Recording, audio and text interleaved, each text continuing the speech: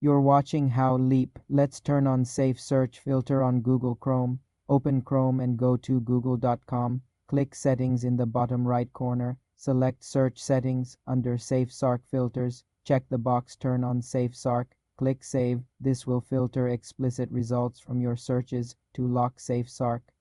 Sign into your Google account and enable the lock feature on mobile. Open the Google app, tap your profile, go to Settings, then General, and toggle Safe Sark on. You're watching How Leap. Let's turn on Safe Search filter on Google Chrome. Open Chrome and go to google.com. Click Settings in the bottom right corner. Select Search Settings under Safe Sark Filters. Check the box Turn on Safe Sark. Click Save. This will filter explicit results from your searches. To lock Safe Sark, sign into your Google account and enable the lock feature. On mobile, open the Google app, tap your profile, go to Settings, then General, and toggle Safe Sark on. This setting applies to all devices where you're signed in. For more simple tech tutorials, subscribe to the channel.